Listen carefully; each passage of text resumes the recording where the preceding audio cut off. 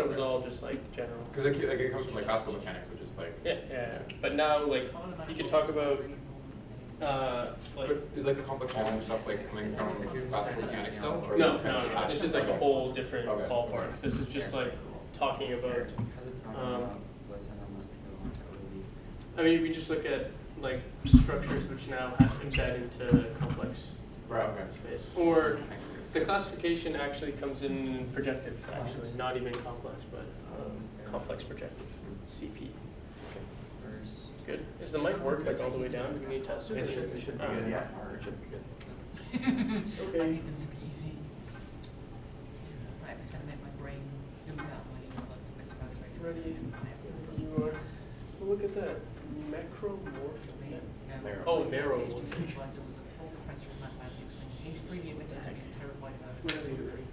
Good, yeah. Okay, we have Thomas Karabela today talking about Poisson geometry, Poisson structures. Is that right? Yeah. Are you also on the Discord? Yeah. Okay, good. All right, so can I use this word? Yeah. Okay, so just a quick review. I don't really need a board for this, but in the first lecture we talked about the motivation behind Poisson geometry coming from the C and infinity M case. So our Poisson brackets or upper sort manifolds came in down with this bracket which ate continuous functions, and this was all fine and well.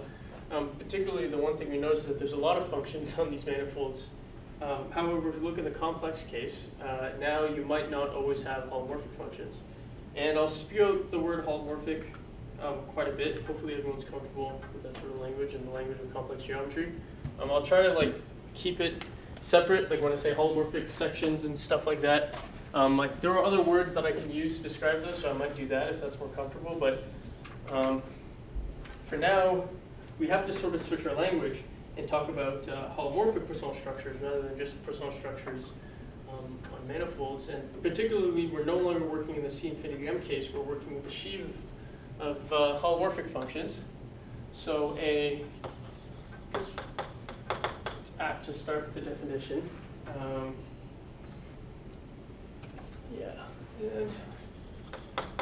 And your compact, complex manifold. Dimension doesn't really matter. Let's see, do I care about dimension? No. Okay. And denote OX to be the sheaf.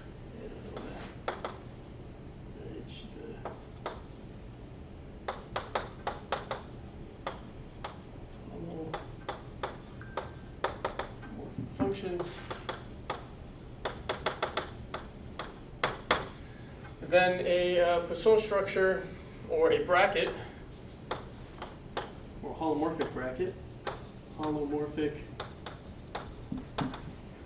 Poisson bracket. And M is a bracket. And everything remains from the first lecture that we spoke about. Namely, it's skew symmetric.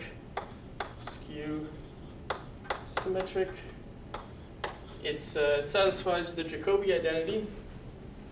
So I just write Jacobi, but recall that it's just the sum of the cyclic permutations in the bracket.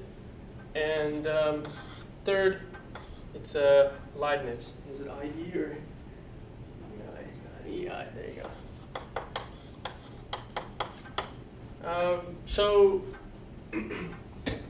this one's interesting. Yeah. Your notation OX, should the X be an M? Does that like refer to the base? Sorry, but I'm going to change this one to an X because I use X everywhere. I forget the other one then. You have a holomorphic Poisson on M there. Thank you. Okay. Thanks. Actually, it doesn't really matter. I kind of both, but I just realized that I use X everywhere else, so I might as well use that. Leibniz is a little bit interesting because what does it necessarily mean now for holomorphic functions? But simply just derivations on, or if I write, what is this now in the context of a complex manifold? It's simply derivations on the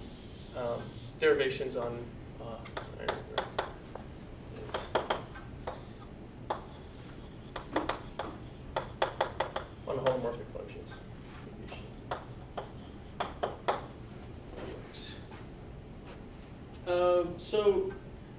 Everything else as well, like this is going to be a very quick review because everything else holds as well.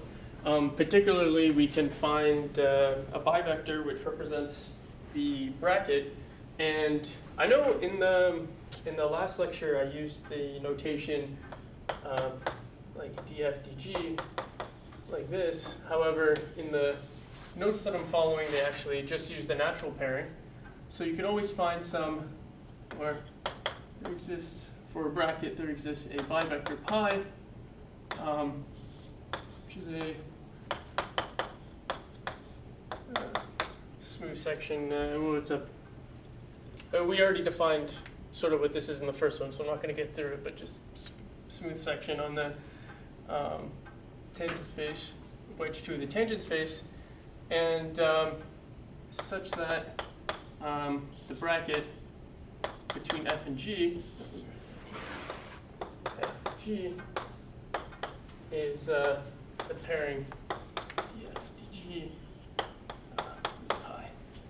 And so this again, this is from the first lecture, and we also have the similar language of the Hamiltonian field. So the Hamiltonian field of f is simply the contraction of df into pi, and this acts simply as the bracket with that energy. So good so far. This is just stuff that we covered in the first lecture. I know there's some people who not here from the first one, but just very quick overview and nothing too crazy. We kind of get all these ideas from the fact that, mostly from the fact that it's Leibniz. Because then that gives you derivation, tangent space, and you get all that sort of good stuff. The Jacobi identity is the interesting one, and it turns out that this condition here, that the existence of this one, it actually comes from the integrability condition, where this bracket is defined as the Schouten bracket. I think we argued, is it Schouten or Schouten? Schouten? Yeah, because last time he asked, he said, like, how do you actually pronounce it? We didn't know. But this is the integrability condition. This actually comes up, we're going to see this right away, why this is sort of useful to us. But yeah, so this is very high level overview of this sort of stuff. So the purpose of this talk was to talk about, sorry, I just moved, but I'm not going to go there. The purpose of this talk was to talk about the classification of Poisson structures on our complex manifolds. But we first have to ask ourselves, like, what even does this mean? There's two general notions of classification that we can talk about with these Poisson structures, the local and the global case. And someone correct me if I'm wrong, but I don't know if this is true for all like classification programs. Do we care about local and global cases? Does anybody know? Or is it only for this? No, you should care about local, global, like if you're like classifying like, yeah, like I can think of examples. Yeah, I couldn't, well, yeah, because I just thought now, like, do I know of any other like parts where they classify things locally and globally? But anyway, the local case we won't necessarily talk about too much, more so the global, because the local case we just look at finding nice local ways of writing the bracket, and we're going to see that actually it's very trivial and in some cases extremely boring to look at the local case. And so the global case is of more interest to us.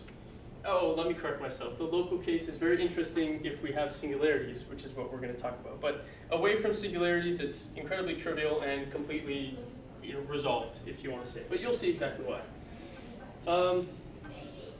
So if we do have so in the global case, we're now considering the classification of all possible Poisson manifolds, or Poisson structures. So that's quite a difficult task, actually. And fortunately enough, it's realized completely in the case of surfaces.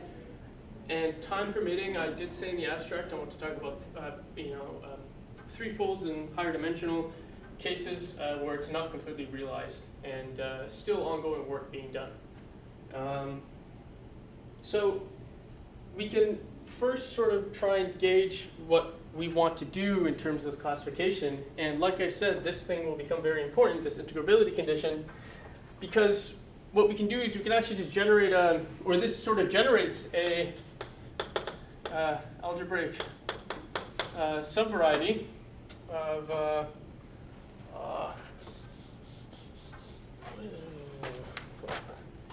embarrassing. Yeah. Oh, it's written right there. It's an algebraic subvariety, and so we can actually look at the. We can actually just look at the.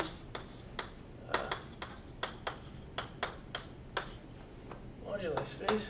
This is all morphisms of pi, and when I write this, I want to preface that everything is in the holomorphic setting. So these are holomorphic automorphisms on X, and sort of understanding the irreducible components of this moduli space could allow us to then classify completely the structures on each of those irreducible components, and we'll get a pretty general idea of what all the Poisson structures look like. So this is something. Sorry. Yeah. Do you mind saying again what exactly is the subvariety? Oh, just this integrability condition. This just gives us a bunch of quadratic equations. Quadratic, equations. So, but aren't you like starting with some pi, and then it happens to be the case that when you commute it with itself, you get 0? That gives you the Poisson structure. So pi gives you the Poisson structure. There are many. Well, I mean, pi. There exist many pi's. Not all of them will give you a. Not all of them will give you a Poisson structure. It's just the ones that satisfy the integrability condition. So plus pi is all such pi's? Yeah. So it doesn't depend on pi. Pi is the name. No. Wouldn't it be the other way around? Plus pi would be the ones that do give you the integrability condition. Yeah, but it's confusing. The notation is confusing me because pi are the elements of this subvariety, the pi's that satisfy that. Oh, okay. It's Yeah, the I pi see. Rather in the here, I've written like plus pi. Okay. And then when you say, yeah, because when you do aught pi, that suggests you have one fixed pi. that you Pi. have Yeah. in consideration. Okay. I see what you mean. Yeah. Okay, but the general idea, like even with this notation, wow, this truck smells like vinegar. The general idea is fine, right? To talk about this, or I'm still getting like confused because like your plus subvariety is all possible pi's that satisfy the integrability condition. So then what do you quotient out then by? Do you fix one and then quotient out by its I mean, if I fix one, I'll just get. Yeah, I guess. Yeah, because if you fix one, you'll still just get a slew of quadratic equations from this. Or equations. Pi is like all pi vectors which satisfy. Satisfy the. like Yeah. shifted Plus bracket. pi is the Poisson structure generated by pi, or what?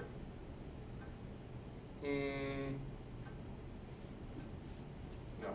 No. I think maybe it's like you should write like Poisson of x. Is that what you meant to do? Oh, Poisson of x, maybe. Yeah. I don't know. Poisson of x over. Yeah, but then. automorphisms of X would possibly, I guess they don't necessarily preserve Poisson structures. Yeah.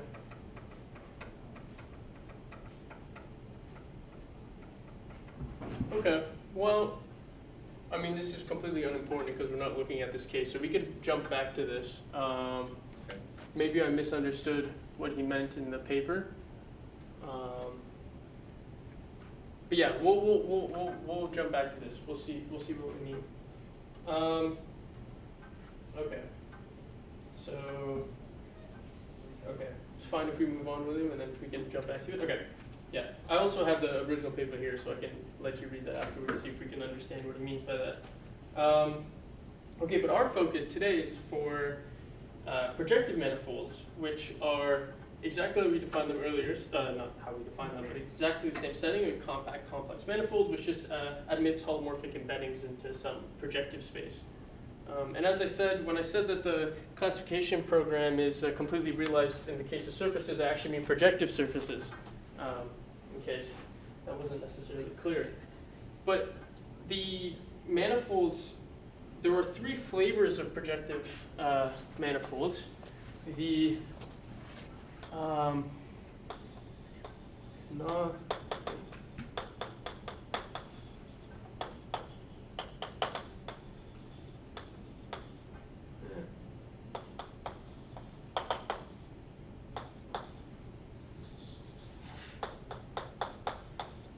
the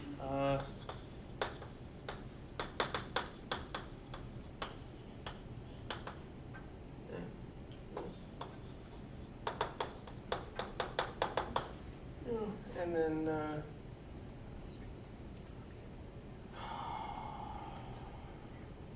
Fano manifolds.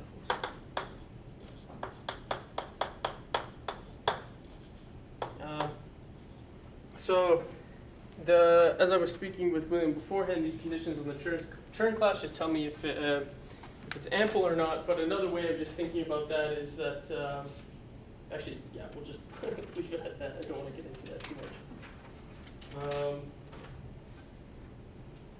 Okay, so again, as I mentioned with William at the start, the first case, the canonically polarized. I should replace this with varieties, but that's okay. The first case is completely realized, and actually the Nakado-Kodaira theorem states that there exists no non-vanishing bivector fields on these guys, so the brackets are completely trivial in all these guys.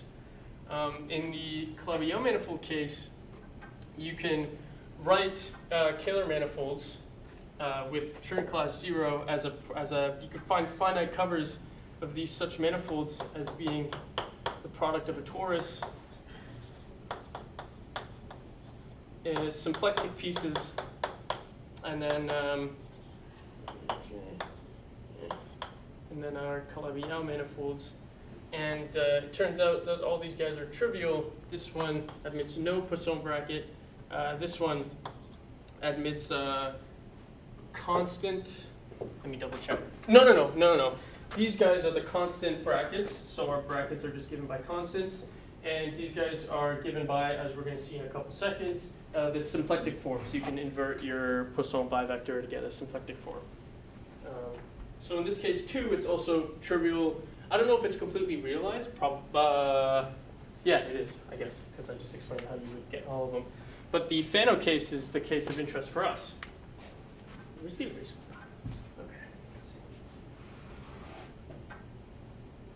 Okay. Okay. So let's start back here, and let's just do a quick warm up to kind of see what these brackets look like. We're going to start. So yeah, we're only going to be working in the third case with the. Not that this is particularly important, but these are just the manifolds that we'll be working with. Varieties. Sorry, I keep on saying that. Okay, so consider such an X, and consider that our bracket is given by, in some local coordinates, by some holomorphic function in X and Y. And it's relatively easy to check that the bivector associated with this bracket is simply given by this bivector, and I leave it to you guys to check that the integrability condition holds. However, I'll give you a hint and say that it's trivial because of the dimension, but that's okay. You guys can figure that out on your own.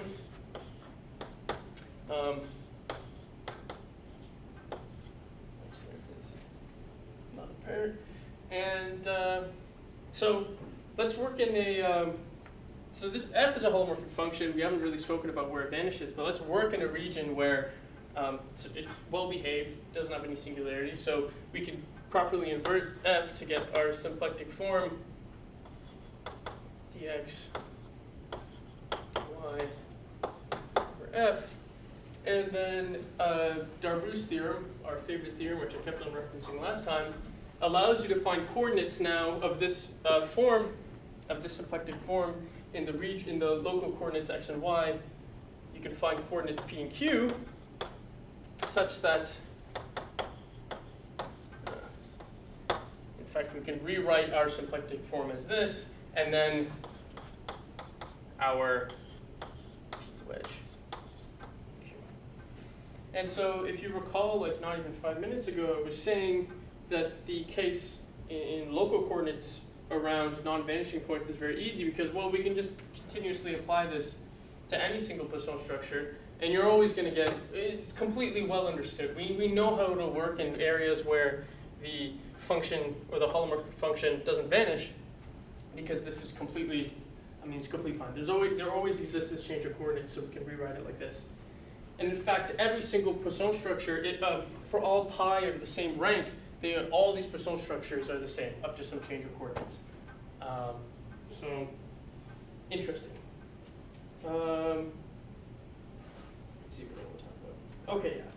So this idea is all well, but obviously this hinges on the fact that f doesn't vanish around our local chart that we chose. But let's in fact look at this local chart where f does vanish.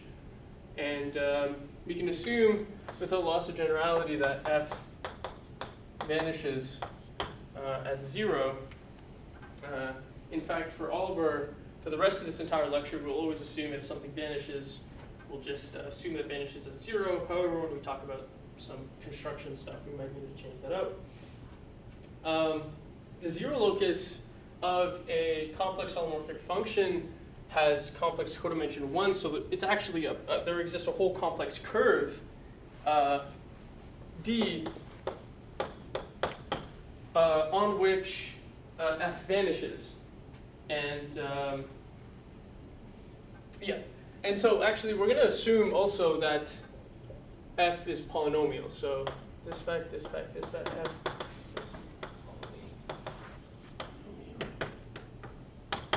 polynomial. And why do we do this? Well, let's just think we can write it into its irreducible components.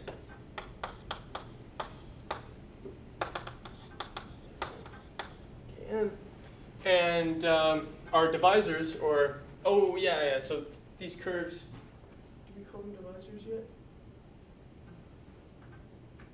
I think we do call them divisors. Oh. Okay, we'll just keep on calling them curves from now on. But you can write, for each of these irreducible components, the whole curve on which it vanishes is just the union of the curves on which each of the irreducible components vanish on. Now, the interesting case is, what if f is not polynomial? Well, thankfully, we can work in charts which locally they will have some finite collection of curves on which they vanish, so, or just finite number of these irreducible components. So locally, all these problems kind of restrict to the same thing. So the Poisson brackets, therefore, are sort of determined by how f vanishes, or where does f necessarily vanish. So a couple examples. These will be the real parts, the slices of the real parts. Let's take the bracket x, y. Then our 0 locus will look like just this line. We can do many cool things too. We can do x, y. I guess that's not very cool. But you get the cross, you can get some very interesting things too, like cusps. Excuse me.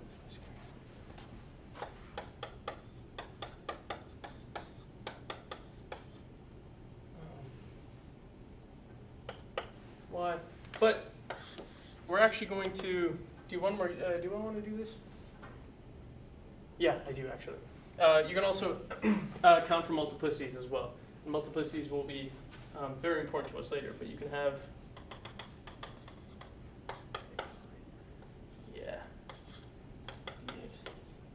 if I do this, it'll be 2, multiplicity 2 if I do a dashed line. So why do you care about the zeros, please? Well, because that'll, like, we know the Poisson bracket, how it works around parts where it doesn't vanish, but how does it work when it vanishes? Because then that could become singular. Yeah. Okay. So we basically just want to keep track of, yeah. And it turns out that the brackets, 2 brackets,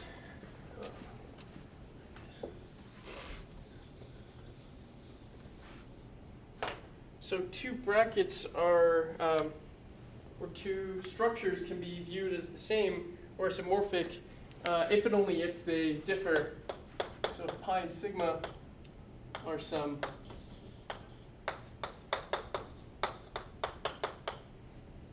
such that the integrability conditions hold, then you can find some non-vanishing function holomorphic function g such that pi is a scalar multiple of, not a scalar multiple, a functional multiple of sigma.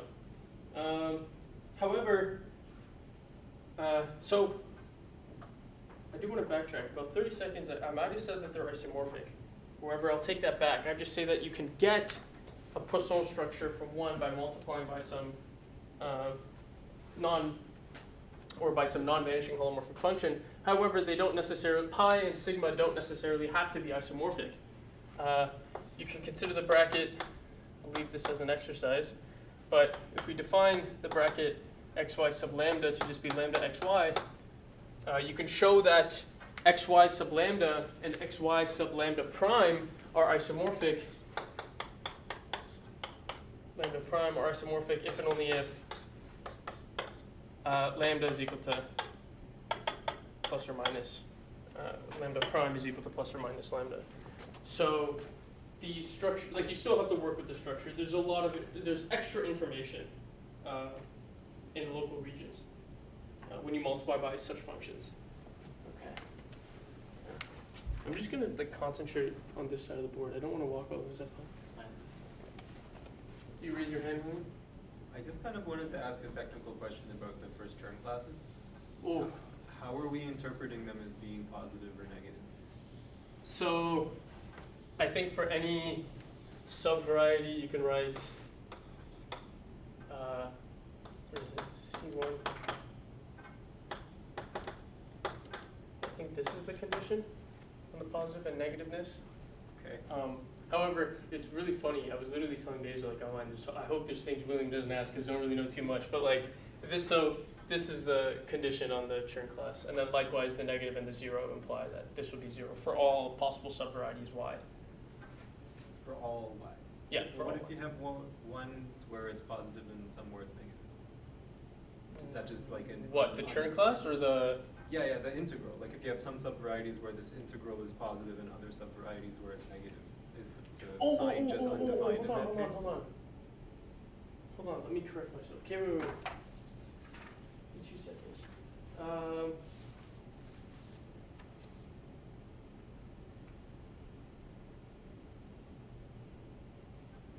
No. This condition will always hold. This will always be the case. For example, for the first one, it would always be negative, or negative of this one gives you positive. No matter what subvariety. Yeah, closed subvariety, yeah. Always give you the same sign. Always give you the same sign. Okay. Yeah. Interesting, eh? Yeah. I also didn't know about this. Actually, do you want to speak to that, or I don't know? I don't know too much. Yeah, I don't know too much about the classification or the Chern class stuff, but the other thing that I said earlier was that it's ample. Line bundle is ample. Oh, that might have something. And then the negative case just means that negative C1 of x is ample. Okay.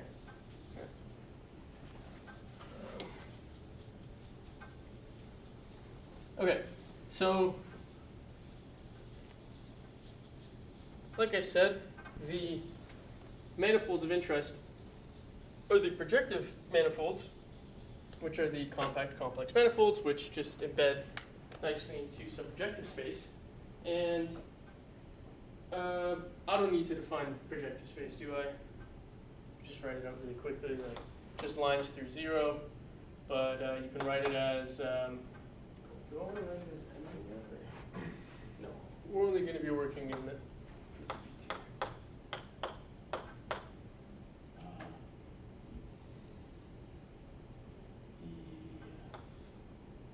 do you write this? What out?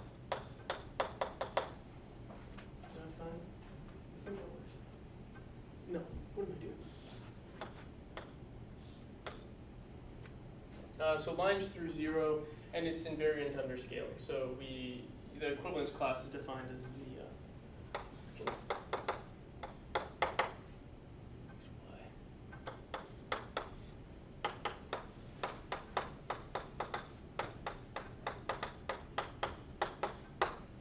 so this is that you're modding out by the multiplicative group.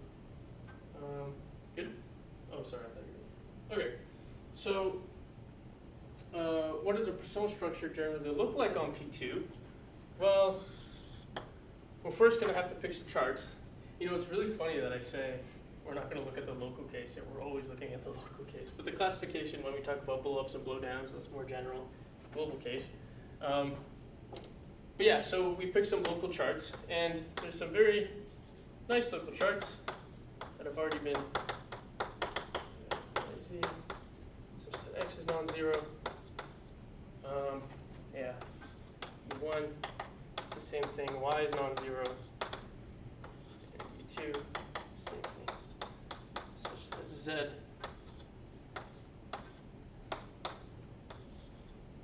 is non-zero. Let's see. Okay, yeah. I want to work with this. I want to change this to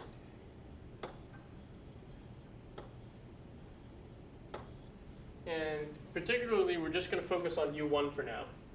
And on U1, so these are our local charts. And on U1, we have the local variables U and V, which is y over x, and V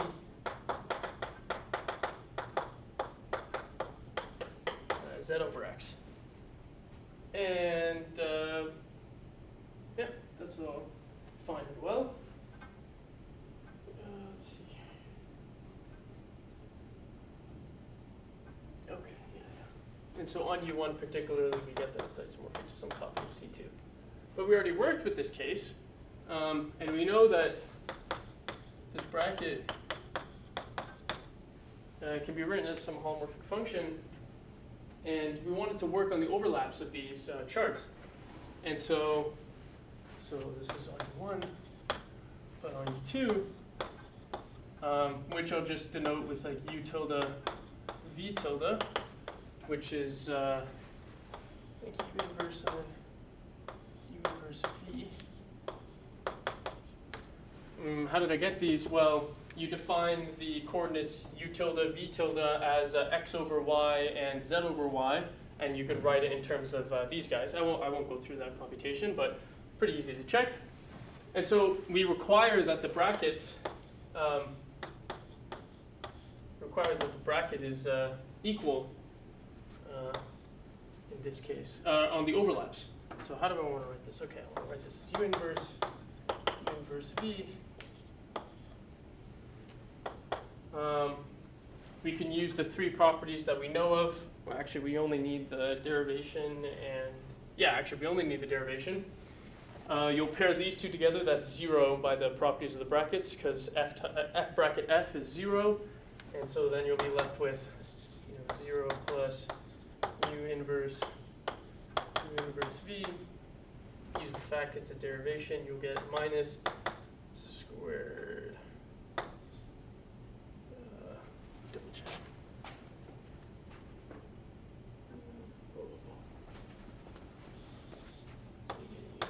Inverse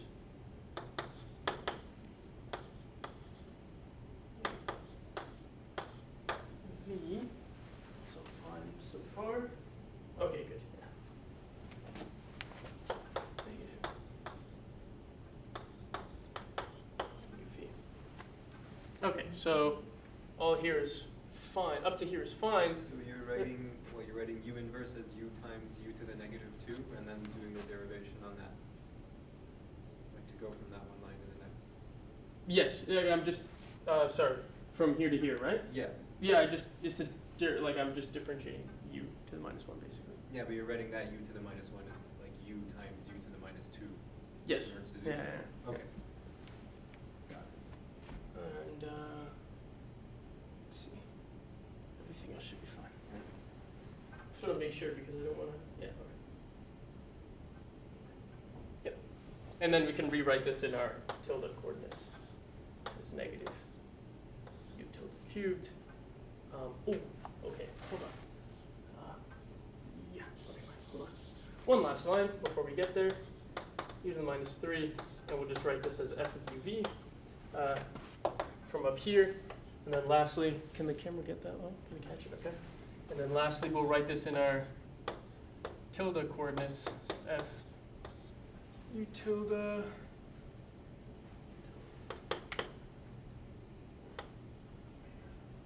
that right? Yeah.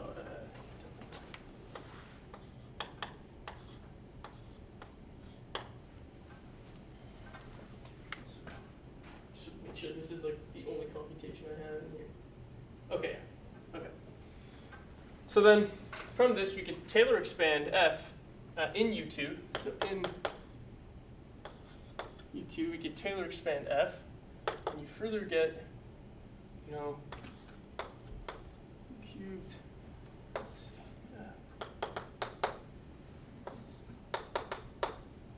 Ij u.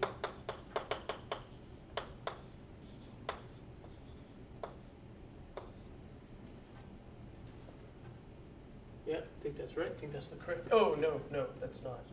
It should be JK. Okay, so and I've absorbed the minus sign into the constant Aij. So just some complex constant. And so our bracket sort of looks like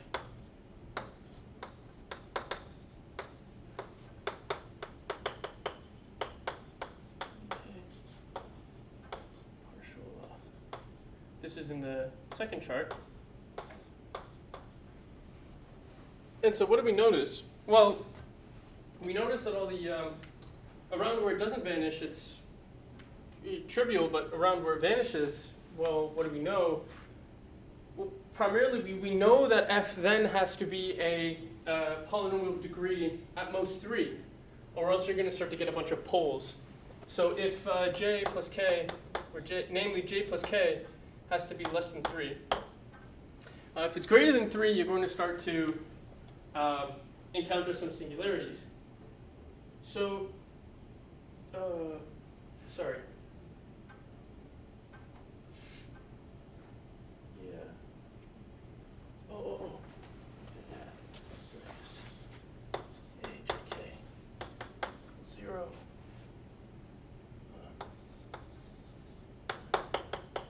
J plus K is greater than 3. We'll write that. So f has to be polynomial in a UV of degree almost 3. And you could run the exact same computation in charts 2 and 3 using the exact same inverse. Well, you're going to have to change up the inverse, but you'll find the exact same thing in each one. It has to be polynomial of degree almost 3. And so we come at our first sort of big classification.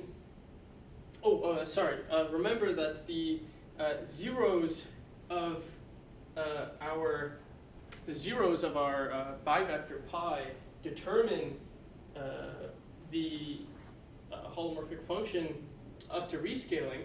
So, but since we're so it's rescaling by a non-vanishing function. But since we're working over a compact manifold, such things are constant. So in reality, all of our functions or all of our Poisson structures are determined by a polynomial of degree 3 up to rescaling by some constant. So Could you also ask f to be like, it could just be like a Laurent series that terminates in 3? Could that also work? Or sure, what's the difference? oh no, you're just saying polynomial of degree 3. So Sure, yeah, it could be a Laurent series. Oh, Yeah, okay. but yeah, okay, but hold on. Like the Yeah, exponent of we v would have to. Be negative. Sorry. The exponent of v couldn't be negative. Could it possible that j could be negative, but k is always big enough? Or is that what you mean? Because I was thinking like oh, locally, right, the exponent of the locally, if it converges to a function in that local patch, probably. But I don't know. Probably similar. Okay.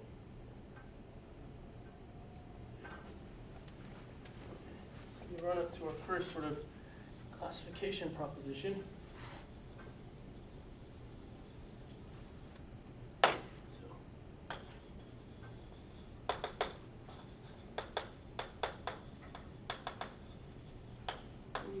structure on P2 must vanish or must have a zero locus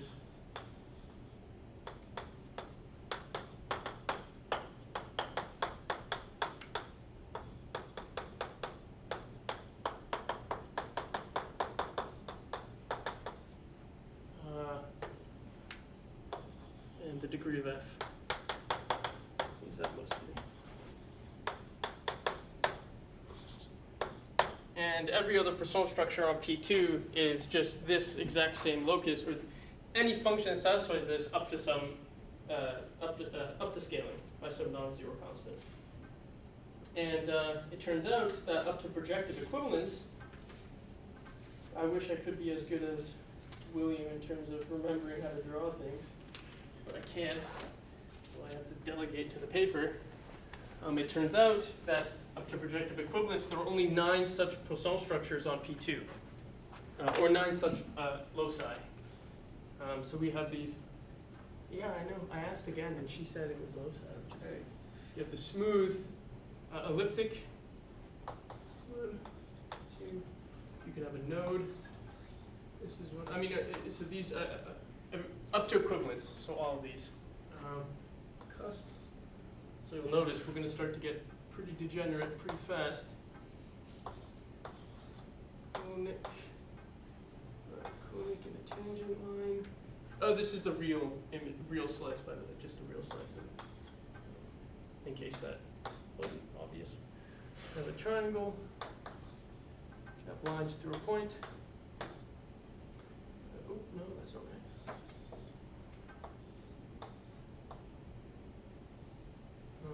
And then of course, you become very degenerate. You can have multiplicity 2. And finally,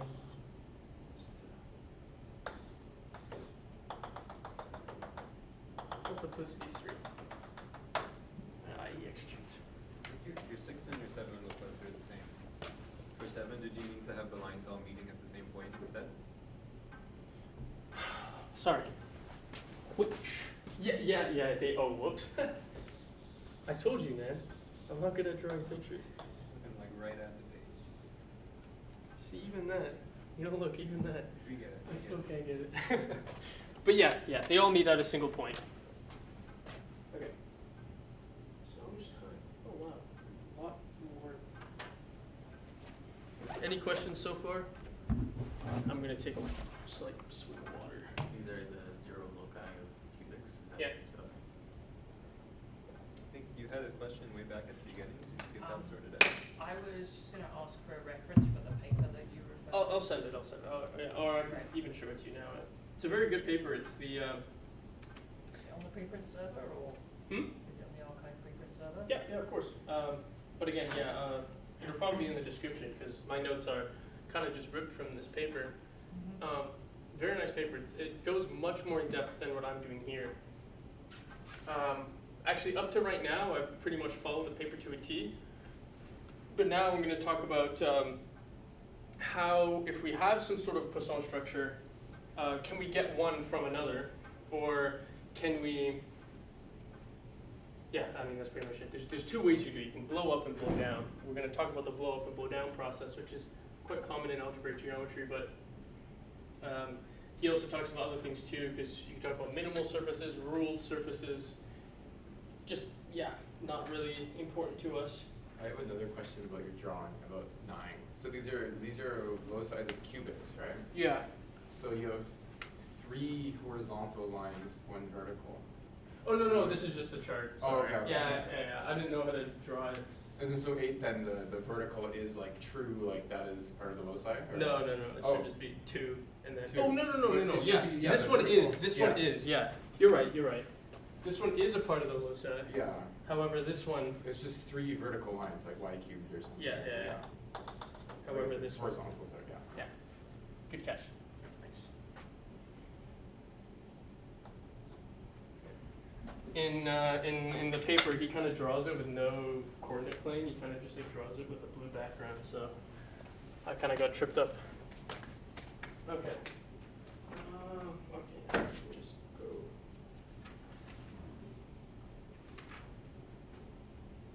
Okay. Only talk about one more thing, which is what I just said. This classification or classification in general is pretty tricky, and the attempt at a birational classification is much more tractable. But the problem was, like, if I do have a Poisson surface, how do I actually get another one? And it turns out we need to talk about stuff called the blow up and blow down map. So I'll talk about it in the general case first, but I'll talk about it in the specific case first. We'll look at C2.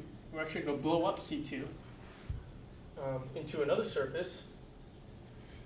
And the way it works is kind of interesting, actually. The way of thinking about blowing up is pretty funny too, because when you zoom in on your computer, you can always just zoom in more and more, but then stuff kind of gets grainy and lines don't cross anymore. Like if you're drawing on MS Paint or something and you zoom in, the lines don't really cross anymore. And the idea is sort of similar for blowing up and blowing down. Well, the idea is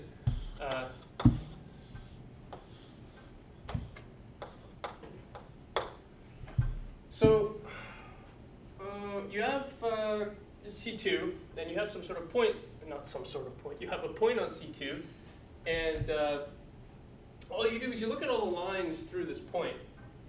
I'll just draw 3. Wow, I missed 2 of them. 2 of them missed. Anyway, so the idea is like, okay, if I zoom in a lot into this picture, like directly on this point, you can sort of start to picture that if you zoom in enough, just like how your computer loses resolution, the lines start to sort of separate.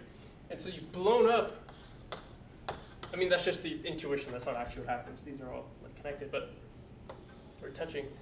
The idea is that you sort of zoom in and you replace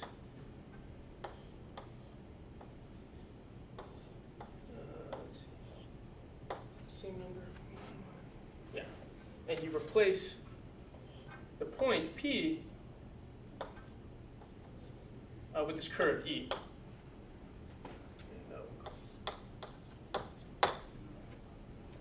This is our blown up picture, C tilde 2, and this curve E, just based off of this picture, there's a really, really nice sort of way to look at the curve E. Does anyone sort of have an idea? Just from this picture alone, if I have lines passing through this point and I've sort of removed that point, yeah. I already know though. So Oh, okay, yeah, don't spoil it, but it's fine. But yeah, you can blow it up and you can replace it with a copy of drum roll, oh my gosh, P1. So you can sort of view this curve E, which we'll call the exceptional curve,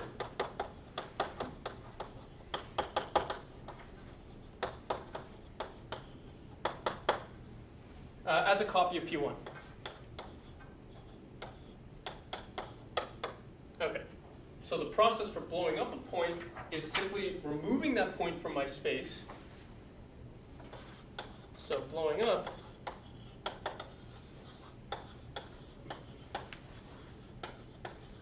amounts to taking my space, removing that point, and disjoint union with the or we'll write E.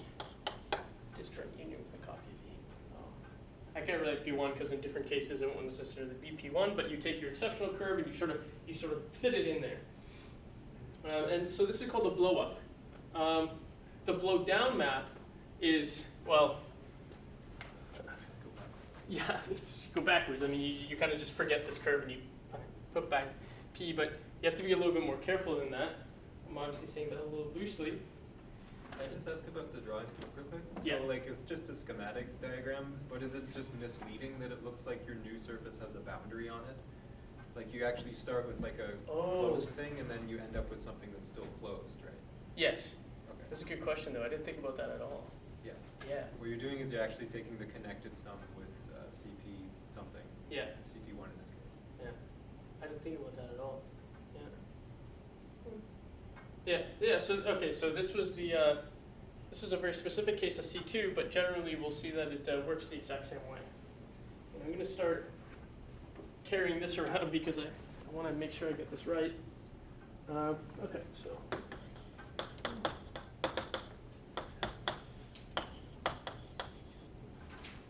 blow up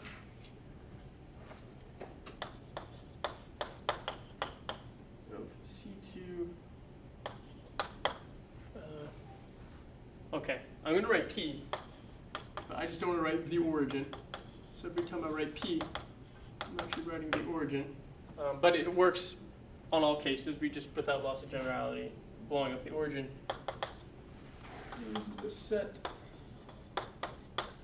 C tilde 2 consisting of pairs PL, which are just lines that are passing through P, so they're linear subspaces, L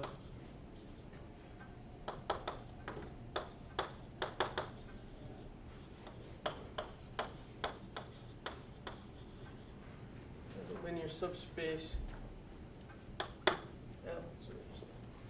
The blowdown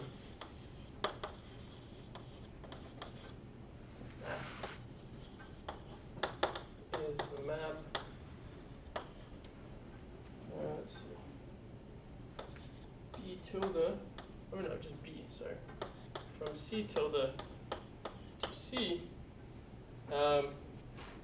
And I mean, it's obvious, right? You kind of just forget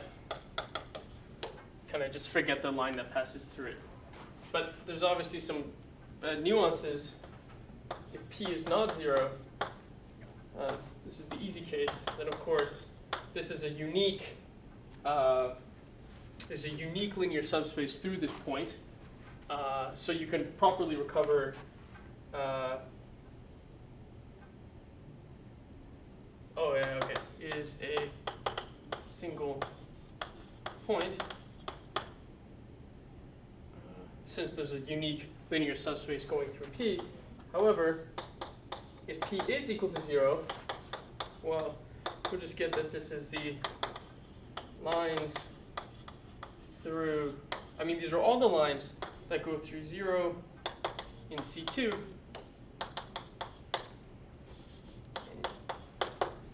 And so you effectively get your exceptional curve from this.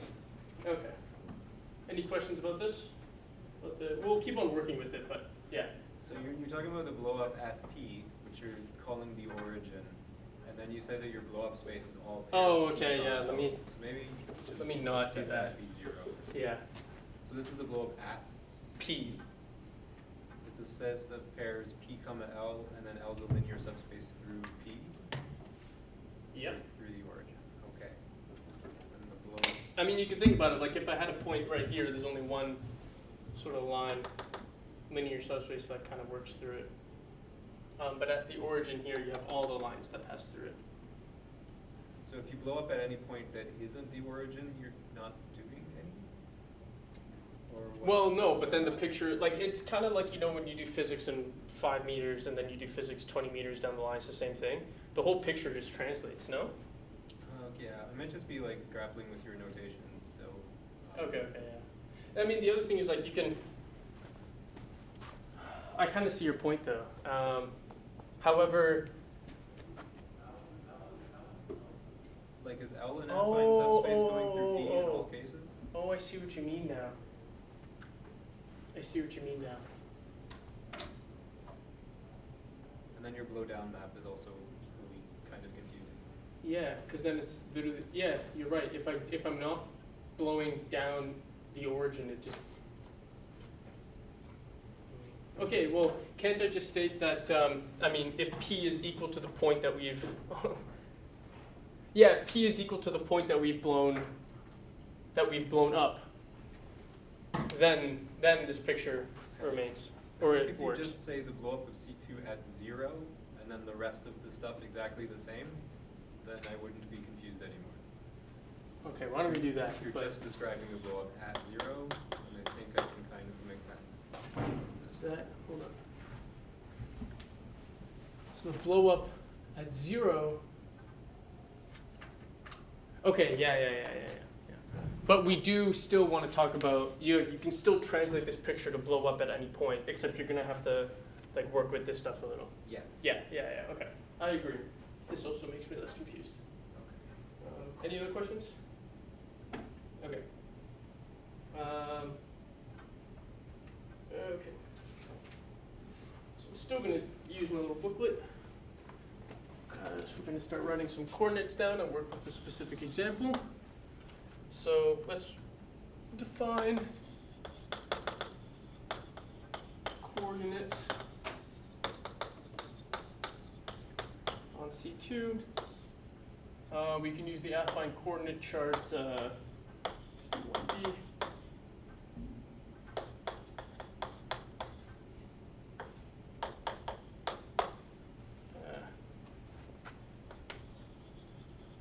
Every point P on this line, on the line on V, has the form U, U, V. For each point, there's some unique U. Yeah. Make sure I'm not forgetting anything. Okay. So it gives us the coordinates UV on PL. So element of the blow up is not.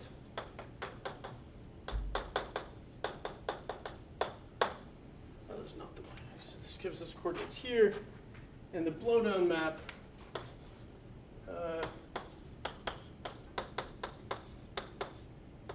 UV. That's fine. And we can recover the exceptional curve. So I mean, the exceptional curve ends up just running for this computation, and it's always satisfied when U is 0. So our exceptional curve is can't be or exceptional.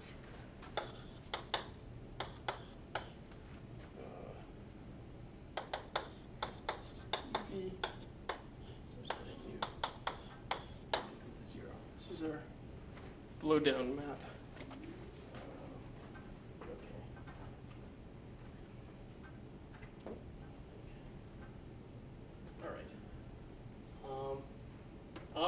Admittedly, a little funky on this one, but it should make sense if I haven't messed anything up computationally. What are the coordinates?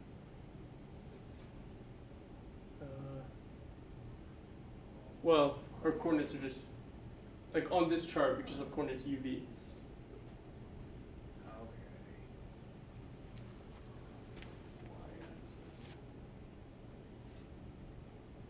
I didn't like this. I don't like this. I don't like when I have to work at local charts and define my coordinates. But I think all my coordinates check out. UV, U, UV, yeah.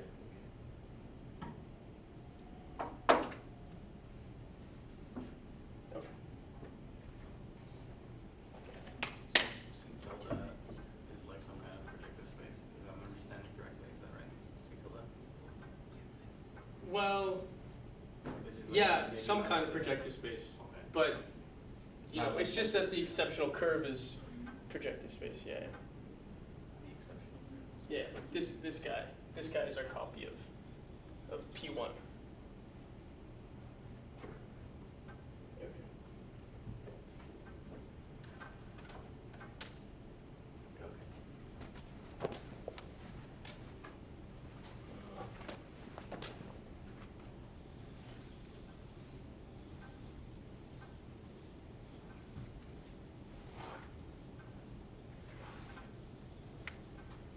So this was specifically on C2.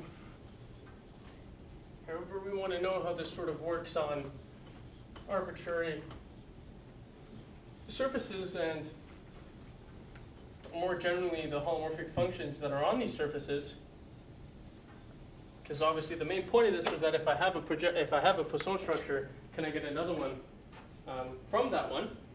This was the attempt at the birational classification. And of course, the game is the exact same. So X is a compact, complex manifold. Surface, only working in the surface case. And P is an element in such X. We have to be very careful. In the general case, we can't really talk about linear subspaces, but there's a workaround for that. You can look at the tangent space and take the linear subspaces on the tangent space around that point. Everything ends up working out the same. So, yeah, hopefully that's okay to sort of think about. I just realized that because that doesn't always work. You won't always have linear subspaces, but yeah. You could choose like normal coordinates or something like that. I'm not sure if there's a complex version of normal coordinates, so like an overt area around the point, right? You can just take like a local neighborhood in the tangent space where all of the lines are going. Yeah, I think that's what, And then, I think that's what I'm thinking too. Or you could just take the connect sum with CP2, and then Does that work? forget about it. Oh, yeah. Yeah, I think, well, I don't want to check the paper, but, because it's somewhere in there and I don't know where, but maybe, I think it makes the most sense to just kind of look at them in the tangent space around that point P. So the blow up,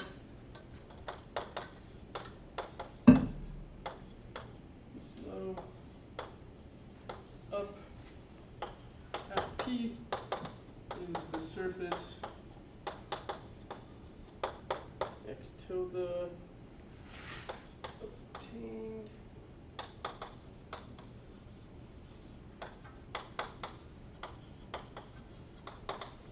by replacing P with the exceptional curve P. And specifically, you kind of just remove that point P and you tack on the new one, and the blowdown map B from X tilde to X, from our blow up down to the irregular point, is just the identity X as identity on X. On anything away from P and on P, collapses. What's the word? Collapses? Contracts. Yeah.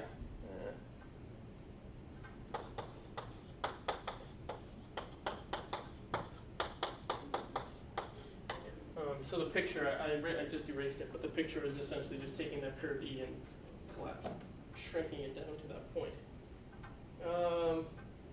Okay, so we have the general idea for surfaces, and now we want to ask ourselves, what if X is indeed a Poisson structure, or what if it has a Poisson bracket?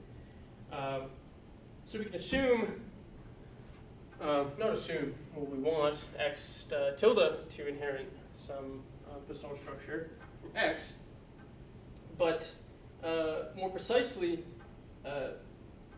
we can talk about it through the lens of the blowdown map, because that's the map that we've been working with. If X tilde has a Poisson bracket, does X necessarily have one? And the reason why we look at it this way is, well, I don't want to spoil it. We're going to see it in a second. Actually, you're going to like this part. It talks about homology after I talk about what I'm about to say. But, and I will not be writing down equations because I know they're wrong and I know you're going to call me out. But, okay. So, is there, okay. For the blowdown map,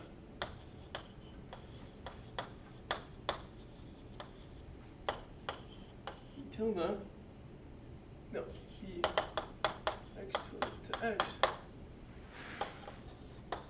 does there